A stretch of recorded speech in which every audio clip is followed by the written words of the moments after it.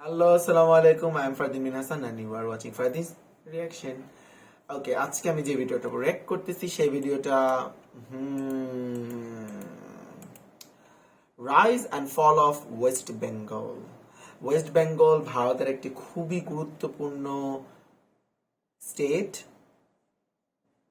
যে স্টেটটা বাংলাদেশের সাথে অনেক বড় একটা বর্ডার শেয়ার করে। তাছাড়া বাংলাদেশের সাথে তাদের সম্পর্ক, ওয়েস্ট বেঙ্গল এবং বাংলাদেশের সম্পর্ক খুবই চমৎকার। ভারতের সাথে তো বাংলাদেশের সম্পর্ক চমৎকারই, কিন্তু স্পেসিফিক ওয়েস্ট বেঙ্গলের সাথে বাংলাদেশের সম্পর্ক অনেক চমৎকার। কারণ আমাদের ভাষা, আমাদের মাতৃভাষা এক, আমাদের থাকা খাওয়া এক, আমাদের সংস্কৃতি সভ্যতা সবকিছুর মধ্যে মিল আছে। তো চলুন ভিডিও শুরু করি, স্টার্ট।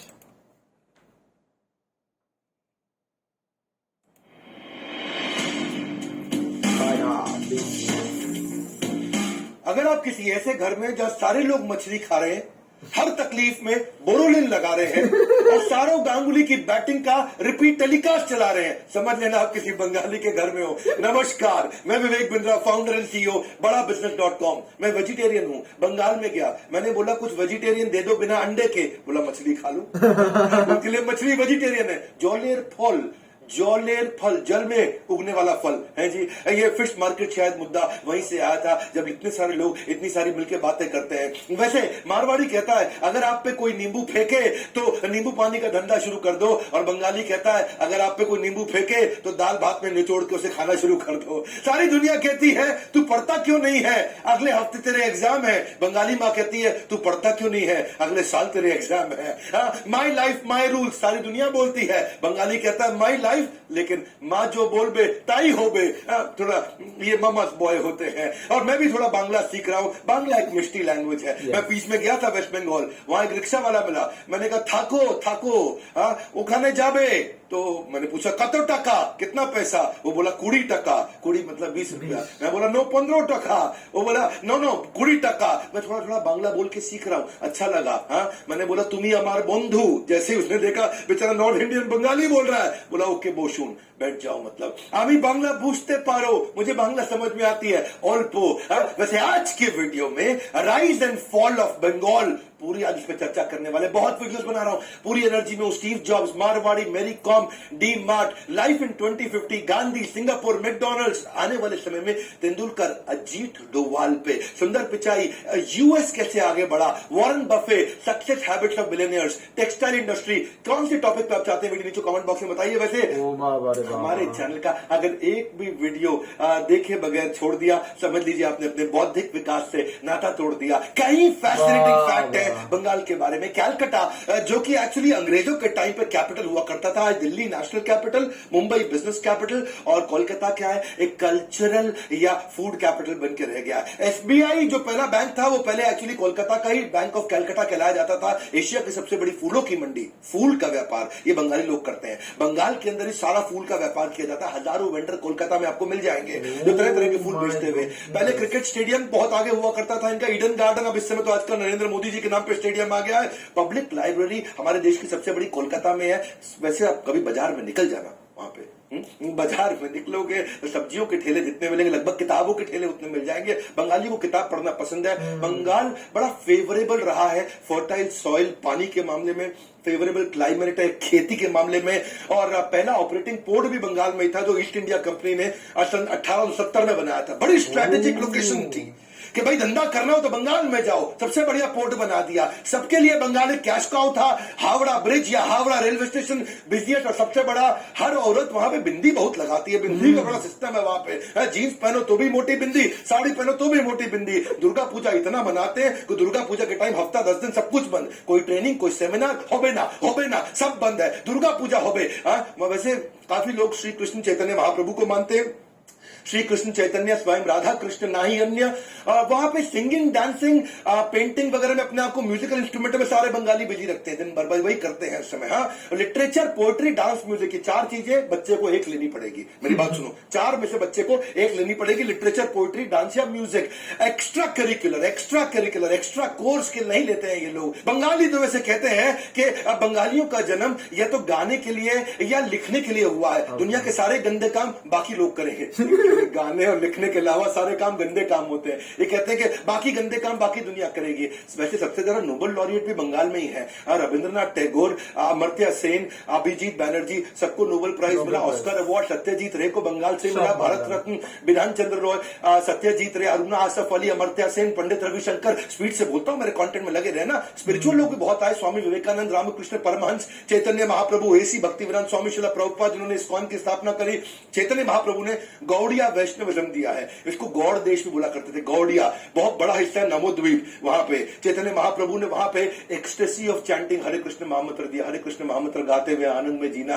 हरे कृष्णा ये हरे को भी हरे बोलते हैं। हाँ, सारे म्यूजिशियन भी बहुत आए वहां पे भैया। R D Burman, S D Burman, Kumar Sanu, Shaan, Shreya Ghoshal, Arijit Singh, Pappu मेरी, लेकिन सब आए, एंटरप्रेन्योर नहीं आए। लगभग एंटरप्रेन्योर ना के बराबर है। बड़े लेजी लोग होते हैं बंगाली, उनके साथ कंपीट करना बड़ा आसान है क्योंकि वो ज्यादा कुछ करेंगे ही नहीं। सारे दिन में दुकानें बंद देखोगे आप, कोई दुकान दिन में चलती नहीं है। वो सेटिस्फाइड है, जितना पैसा कमा लिया बहुत है। बिजनेस आवर्स में जो कमा लिया बहुत है, उसके आगे कोई काम नहीं करेंगे। थोड़े आर्ग्यूमेंटेटिव होते हैं, टॉकेटिव, लाउड माउथेड होते हैं, डॉगमैटिक होते हैं।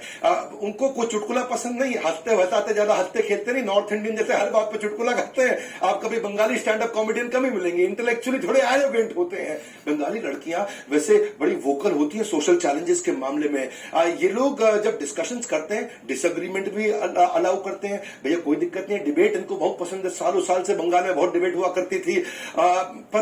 पर मैंने बताया ये यही सब करते हैं, बातें करना इनको पसंद है। काम धंधे में ज्यादा फोकस इनका नहीं है। आइडियल बातें करा लो, बैठ के खूब बातें करा लो। अपने ऑफिस में लेट आएंगे, जल्दी चले जाएंगे, दोपहर को बंद कर देंगे। कहते हैं कि अगर 10 बंगाली इकट्ठे बैठे हो तो उन पर 11 ओपिनियन निकल करके आ जाएंगे। कहते हैं अगर 2 बंगाली इकट्ठे हो तो मतलब एक पॉलिटिकल पार्टी, नई पॉलिटिकल पार्टी, और 3 बंगाली इकट्ठे हो तो 2 पॉलिटिकल पार्टी। बंगाली का चक्कर क्या है, वो इंडिविजुअल कॉन्ट्रीब्यूटर अच्छा है, इंडिविजुअली अच्छा कर लेगा, आर्टिस्टिक होगा, पॉलिटिकली इंक्लाइंड होगा। वो क्या कहते हैं, जैसे गोपाल कृष्ण गोखले भी कहा करते थे कि जो बंगाल आज सोचता है वो भारत कल सोचेगा। ये रिस्क नहीं लेते जिंदगी के अंदर। कम कम्युनिटी में रहते हैं, बंगाली बंगाली के साथ ही बंधु, तुम हमार बंधु। तो बंगाली बंगाली के साथ ही दोस्ती करता, दूसरों पर ट्रस्ट करता ही नहीं, दूसरों के साथ रहता नहीं। क्लोज कम्युनिटी में रहते हैं। जैसे आप जानते हैं एक वेस्ट बंगाल दिल्ली के अंदर भी है, सीआर पार्क। ये थोड़े इसीलिए रेसिस्ट भी कभी कभी माने जाते हैं। इनके ऊपर थोड़ा सा ये आरोप लगता है कि भैया एम्बिशियस नहीं है। एवरेज इंडियन थोड़ा एम्बिशियस होता है, भाई कुछ बड़ा करेंगे। हाँ, जैसे गुजराती क्या बोलता है, जीवन में कहीं मोटू करवो। इनको कुछ नहीं मोटू है। इनका क्या है, जीवन में घुमा अच्छे। घुमा अच्छे मतलब दाल भात खावे, घुमा अच्छे मतलब घूमने नहीं जाते, घुमा अच्छे मतलब सोने चले जाते हैं। ये बांग्ला वर्ड है घुमा अच्छे। हाँ, तो बंगाली का फैक्ट क्या है भैया, ये बंगाल के बाहर बंगाली फिर भी सफल है। बंगाल के अंदर क्या है, वैसे दुनिया में कितने बंगाली मालूम, लगभग 30 करोड़ हैं। 10 करोड़ वेस्ट बंगाल में है, 16 करोड़ बांग्लादेश में है, और बाकी थोड़ा आसाम, बिहार, त्रिपुरा, उड़ीसा में और मेघालय में भी है, और दुनिया के कुछ देशों में है। ये अपनी पुरानी जिंदगी की खूब बात करते हैं, क्योंकि पहले बंगाली बहुत सफल हुआ करते थे ना। अतीत की सुखद बातें करना इनको अच्छा लगता है। The favourite time pass is their pass time, जो पहले हुआ करता था बंगाली के विषय में। थोड़ा बड़ा नॉस्टैल्जिक रहते हैं, उसको लेकर थोड़ा एक्साइटेड रहते हैं। और लेकिन नोबेल लॉरिएट्स की अपनी बात करते हैं, पर सच्चाई क्या है? आज Gujarat is one of the most wealthiest state, पर Bengal is most densely populated state. ऐसा समझो कि गुजरात की जो per capita income, individual Gujarati की इनकम, आज एक गुजराती की एवरेज इनकम 2,52,000 रुपया साल की, पर बंगाल की उसकी आधी भी नहीं है, 1,15,000 रुपया। 2,52,000, 1,15,000।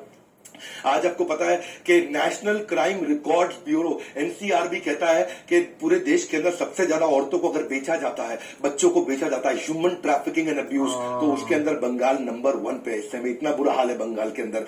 3/4 यानी कि 75% पॉपुलेशन तो केवल गांव के अंदर रहती है। बुरा हाल है, इतनी गरीबी है कि आज पूरे देश में 4 लाख भिखारी है, उनमें से लगभग 1 लाख खाली बंगाल के अंदर है।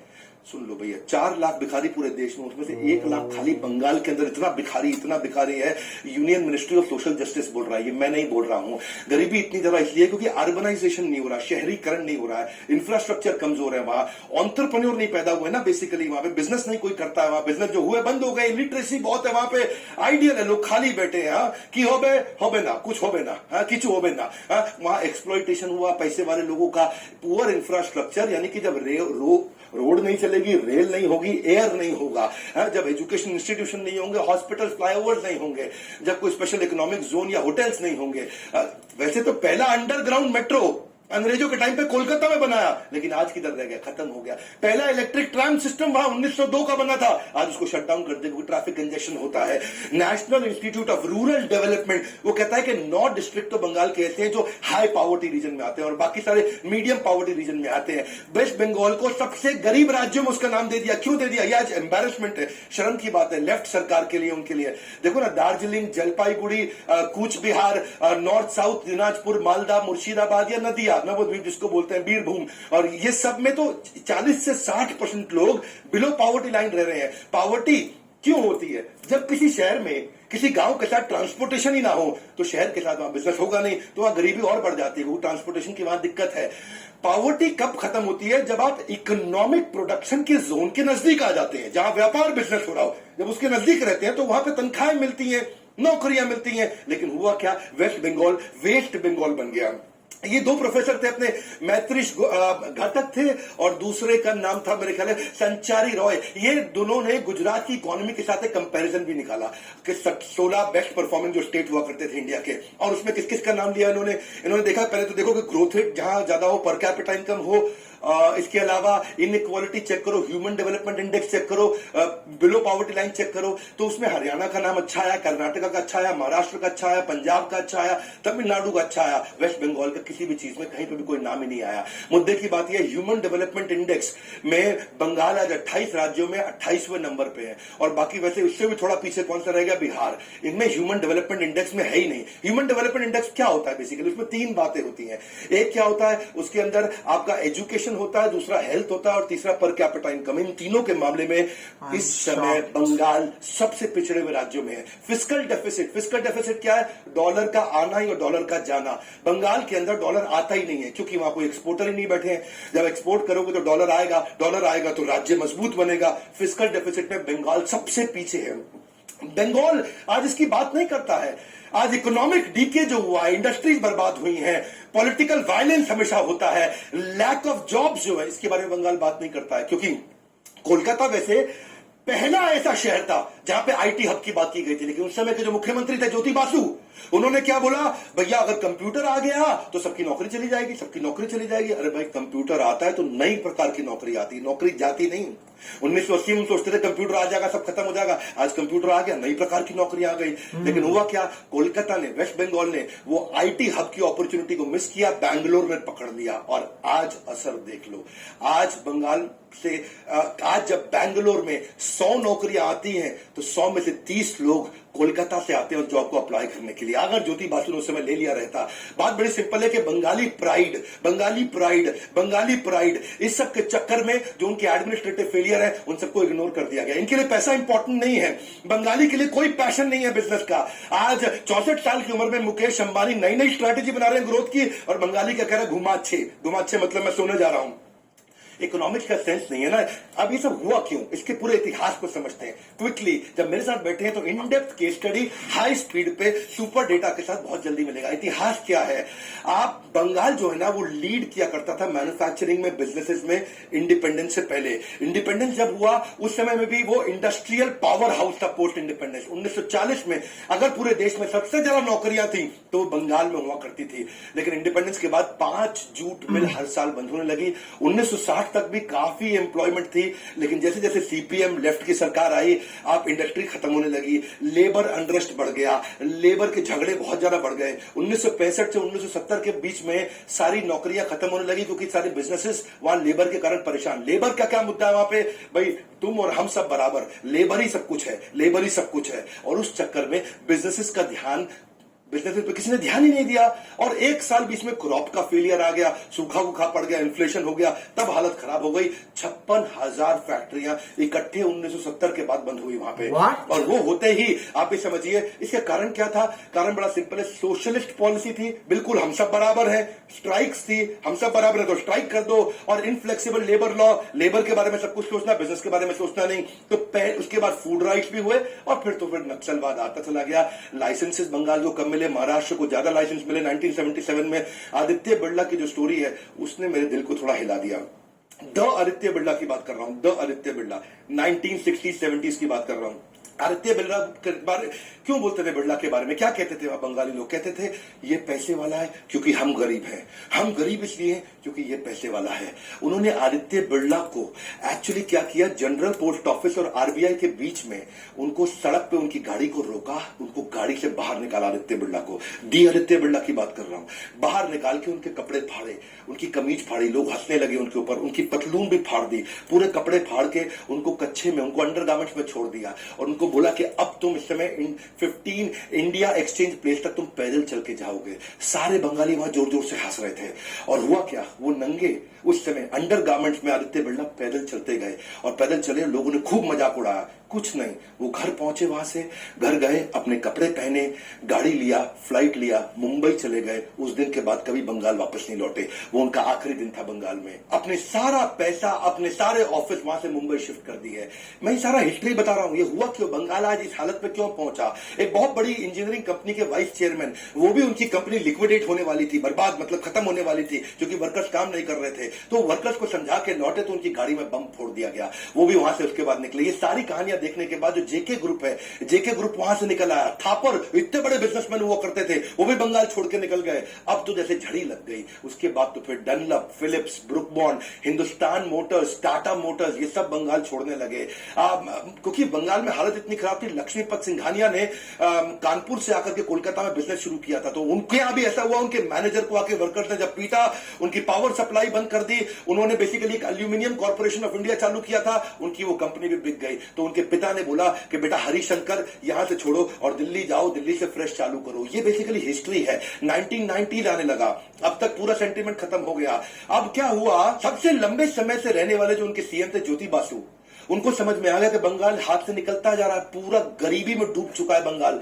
अब तो भैया कुछ बिजनेस लाने पड़ेंगे, लिबरलाइजेशन का समय आ गया। वो दुनिया भर में ट्रैवल करने गए, आओ बंगाल में आओ बिजनेस करो, बंगाल में आओ बिजनेस करो। उनकी मानसिकता बदली, सीपीएम की मानसिकता बदली कि भैया बिजनेस तो लाने पड़ेंगे यहाँ पे। और जब वो गए और दुनिया में लोगों ने उनकी सुनी नहीं आए लोग बिजनेस के लिए वहां पे। एक्स फैक्ट्री आउटपुट के मामले में 91 में जब वो 6% थे, वो 2001 आते आते 3.9% रह गया। यानी कि इतना प्रयास करने के बावजूद और आधा हो गया। केवल 6% बिजनेसेस बंगालियों के थे, 94% बिजनेस बंगाल के बाहर के लोग आके बंगाल में कर रहे थे। छोटे छोटे जो बिजनेस हुआ करते थे। बंगाल जो एक समय में बिजनेस कैपिटल था, अब वो बीमारू राज्य बन चुका था। बहरहाल रतन टाटा सोचे कोई बात नहीं, 2006 में मैं आता हूं, मैं बंगाल के अंदर चालू करूंगा टाटा नैनो। उन्होंने अनाउंस कर दिया 1 लाख रुपए में लटकिया गाड़ी, और उन्होंने सिंगूर के अंदर फैक्ट्री लगाने का प्लान किया। वर्ल्ड चीपेस्ट गाड़ी बनाऊंगा 1 लाख के अंदर। और उनका प्लान किया था 2008 तक इस गाड़ी को रोल आउट कर दूंगा। वेस्ट बंगाल एंटी इंडस्ट्री माना जाता था।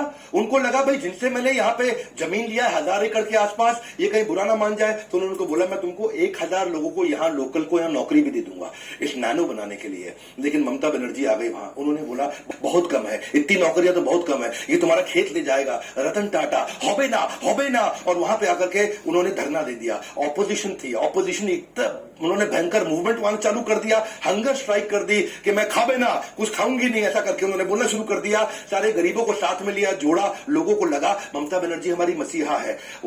हाँ ठीक है, मसीहा बनी उनके लिए, लेकिन रिजल्ट क्या हुआ, टाटा नैनो की फैक्ट्री वहां खत्म हो गई। टाटा नैनो पे ताला लग गया, और जैसे ताला लगा रतन टाटा ने अनाउंस कर दिया कि ठीक है जी, सिंगूर के अंदर हम बिजनेस कर नहीं सकते क्योंकि इतना लंबा धरना प्रदर्शन हमारे खिलाफ चल रहा है। हम तो आके आप सबको नौकरियां देने वाले थे, ना बिजनेस करने वाले थे।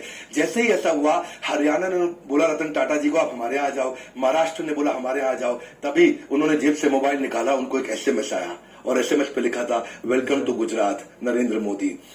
तो उन्होंने नरेंद्र मोदी जी को फोन किया, बोला आप मुझे गुजरात बुलाना चाहते हैं? बोले हाँ आप गुजरात आइए। बोला कितने दिन में जमीन मिल पाएगा मुझे, बहुत मुश्किल होगा। तो नरेंद्र मोदी ने उनको बोला जल्दी दे देंगे जमीन। तो उन्होंने बोला जल्दी, आप सब पॉलिटिशियंस की मुझे समझ नहीं आती। नरेंद्र मोदी ने उनको 3 दिन के अंदर 1100 एकड़ जमीन दिया। फाइनली टाटा मोटर्स सिंगूर से सानंद गुजरात चला गया। खैर मीडिया ने बोला ये गुजरात का गेन था और बंगाल का लॉस था। बहरहाल ममता बनर्जी को फायदा हुआ, लोगों को लगा कि हमारी मसीहा है, वो मुख्यमंत्री बन गई। अब बंगाली जो है ना, वो चीटिंग में बिलीव नहीं करता है। बंगाली कभी उसको नीचे नजर से देखा जाता है, चीटिंग को, चोरी को, वो इस सब में बिलीव नहीं करता। लेकिन समस्या क्या है, वो आलसी है। आलसी होने के कारण आज बंगाल खत्म होता चला गया। हम सब बराबर है, हम सब बराबर है, इसके पास पैसा इसलिए क्योंकि मैं गरीब, मेरे गरीब इसलिए क्योंकि इसके पास पैसा। इसी मानसिकता ने बंगाल को खत्म किया वो। लेकिन इसमें अच्छी बातें क्या है, इनमें मिठास बहुत है, अंदर ही अंदर मिष्टी मिष्टी, खाने में भी मिष्टी, बोलने में भी मिष्टी, गाने में भी मिष्टी। इनका कल्चरल लैंग्वेज, उनकी आइडेंटिटी में सब कुछ मिष्टी। बंगाली दूसरी मोस्ट वाइडली स्पोकन लैंग्वेज है हमारे देश में और दुनिया में 8वीं सबसे ज्यादा बोले जाने वाली भाषा है। वैसे तो त्रिपुरा की भी ऑफिशियल लैंग्वेज, अंडमान निकोबार आसाम, यहाँ पे भी बंगाली बहुत बोली जाती है। स्वीटेस्ट लैंग्वेज माना गया, यूनेस्को ने बोला है। बंगाली में कोई जेंडर नहीं होता है, कोई पुल्लिंग स्त्रीलिंग नहीं होता है। उल्लू ध्वनि बहुत करते हैं, जब भी कुछ अच्छा होता है ऐसा उल्लू ध्वनि करते हैं, ये वोकल साउंड निकालते हैं। वैसे एक बार एक बंगाली लड़की मुझे मिली, मेरे को देख के बोली हॉट। मैंने कहा हॉट बोल रही है मेरे को, बाद में समझ में आया कह रही है साइड हॉट। साइड हॉट मेरे को बोल रही थी, क्योंकि इनके यहाँ क्या ए नहीं होता, हर चीज में वो होता है। वैसे तो एक दोस्त ने दूसरे दोस्त से पूछा कि तूने डोंगल देखा है? डोंगल? उसने बोला कौन सा डोंगल, एयरटेल का के रिलायंस का? नोई आमिर खान का डोंगल। वो दंगल मूवी की बात कर रहा था। बंगाल में एक मतलब नहीं रहता है, कुछ वर्ड्स वहां पे अलग प्रोनाउंस किए जाते हैं। हमारे को एक बार बुलाया भी था किसी ने कि भाई हमारे घर पे भोजन के लिए आइएगा, तो हम लोग भी तैयार होकर पहुंच गए, भोजन मिलेगा। तो वहां कुछ बंगाली लोग गा रहे थे, अच्छे से गा रहे थे। और बाद में जब 1-1.5 घंटा बैठे, कोई गाना खत्म हुआ तो हमने कहा अब, बोला कुछ नहीं, कल फिर आइए 1 बजे भोजन पे। तो हमें बाद में समझ में आया वो भोजन नहीं था, भजन को भोजन बोलते हैं।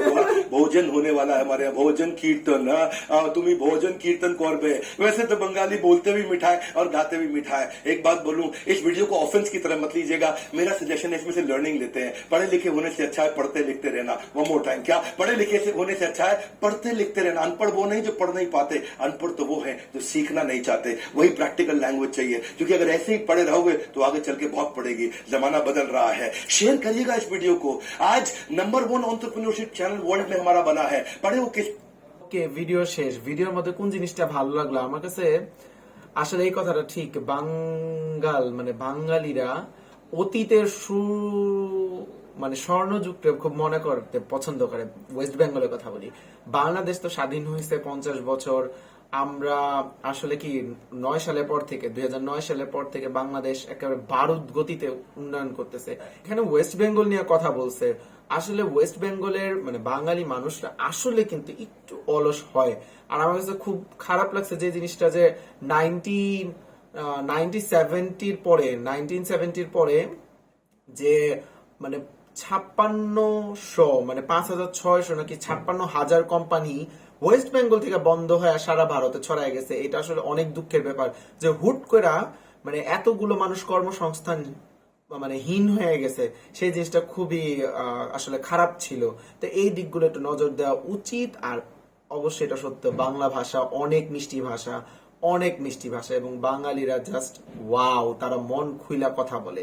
তো আজকে পর্যন্ত ভালো থাকবেন, সুস্থ থাকবেন। আসসালামু আলাইকুম, বাই।